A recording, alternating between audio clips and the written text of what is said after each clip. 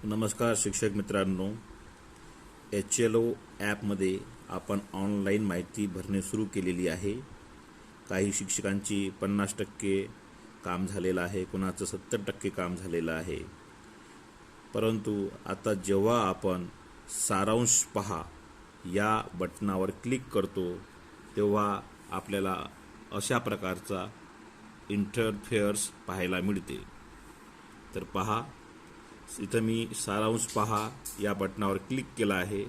तर यामध्ये माझी एकूण गणना घरे 160 आहे आणि मी सिंक केलेली घरे 160 आहे.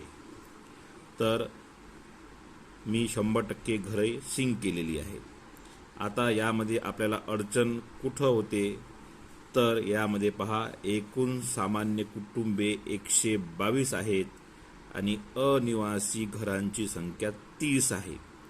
आता या दोघांची बेरीज जर आपण केली तर ते होते 152 आणि आपली गणना घर झालेली आहे 160. मग ही 8 घरे कुठे गेली, हा प्रश्न आपल्यासमोर निर्माण झालेला आहे.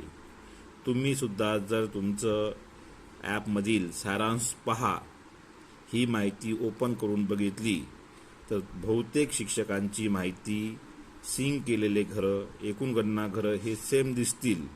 परंतु उरलेले हे जे एकूण सामान्य कुटुंबे, अनिवासी घरांची संख्या, संस्था कुटुंब, अपूर्ण, लॉक केले, हटवले या सगळ्यांची बेरीज केली तरी ती एकूण गणना घर एवढी येत नाही. मग अशा वेळेस आपल्याला प्रश्न निर्माण होतो की आपण भरलेली माहिती आपली चुकली तर नाही. आपण सगळे जी आपण भरलेली माहिती आहे ही आपण जर याला खाली स्क्रोल करून बघितलं आपण तर यामध्ये ओळ क्रमांक 160, गणना घर क्रमांक 160 आहेत. मग यामध्ये सुद्धा आपली माहिती बरोबर आहे.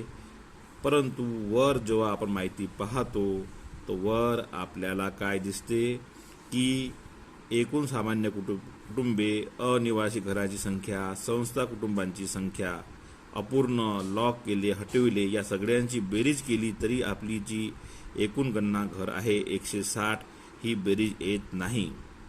इथे आपली बेरीज 152 येत आहे. तुम्ही पण तुमचं ॲप बघितलं तर ही आपली माहिती त्यामध्ये बहुतेक शिक्षकांची मॅच होणार नाही. मग या स्थितीमध्ये जसं यामध्ये एकूण गणना घर 160 आहे आणि आपल्याला एकूण सामान्य कुटुंबे आणि अनिवासी घराची संख्या यांची बेरीज करून आपली जी संख्या येत आहे ती 152 आहे. तर मग ही 8 घरे कुठं गेली, ते कुठं गायब झाली असा आपल्याला प्रश्न पडला असेल. तर शिक्षक मित्रांनो, यात आपल्याला घाबरायचं काहीही कारण नाही आणि आपली माहिती पण चुकलेली नाही. तर ही 8 घरं कुठं गेली, तर लक्षात ठेवा, आपण यामध्ये जे ऑप्शन क्रमांक, प्रश्न क्रमांक जो आपला 7 असतो ॲपमध्ये की निवासाचा प्रकार, यामध्ये जर आपण ऑप्शन क्रमांक 1 आणि 2 निवडलं असेल तर त्या कुटुंबाची माहिती आपल्याला एकूण सामान्य कुटुंबे यामध्ये दिसते. म्हणजे पहा, यामध्ये 122 जे घर आहे हे एकूण सामान्य कुटुंबे म्हणजे मी ऑप्शन क्रमांक 1 किंवा 2 सिलेक्ट केलं असेल. यामध्ये तुम्ही ऑप्शन क्रमांक 3 ते 9 म्हणजे प्रश्न क्रमांक जो आपला 7 आहे, गणना घराच्या वापरासंबंधीची माहिती, यामध्ये तुम्ही ऑप्शन क्रमांक 3 पासून 9 पर्यंत जर कोणतंही ऑप्शन सिलेक्ट केलं असेल तर अशा वेळेस त्या घरांची माहिती ही अनिवासी घरांची संख्या यामध्ये येते. म्हणजे यामध्ये आपलं जे 30 ही संख्या दिसत आहे, अनिवासी घरांची संख्या ही म्हणजे मी ऑप्शन क्रमांक 3 ते 9 पर्यंत जे ऑप्शन निवडले असतील त्यामधील सगळ्या गणना घराची माहिती यामध्ये आलेली आहे. आता आपले एकूण 122 आणि 30 152 घरं झालेले आहे. मग 8 घर कुठं आहे, तर 8 घर म्हणजे जे आपल्या प्रश्न क्रमांक 7 मध्ये गणना घराच्या वापरासंबंधी माहिती आहे त्यामध्ये जर आपण 0 म्हणजे रिकामे 0 म्हणजे रिकामे हे जर संख्या निवडली असेल, म्हणजे यामध्ये जे रिकामे घर आहे, बांधकाम अपूर्ण आहे, आपण भाडेकरूच्या प्रतीक्षेत लिहिलं असेल, तर त्या रिकामे घरांची माहिती या ॲपमध्ये आपल्याला दिसत नाही. त्यामुळे रिकामी घरे आपण दाखवलेली आहे, त्यांची संख्या आपल्याला यामध्ये दिसत नाही.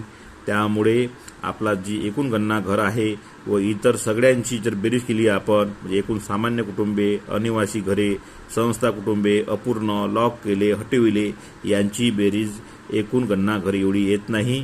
त्यामुळे घाबरायचं काही काम नाही, कारण ते रिकामे घर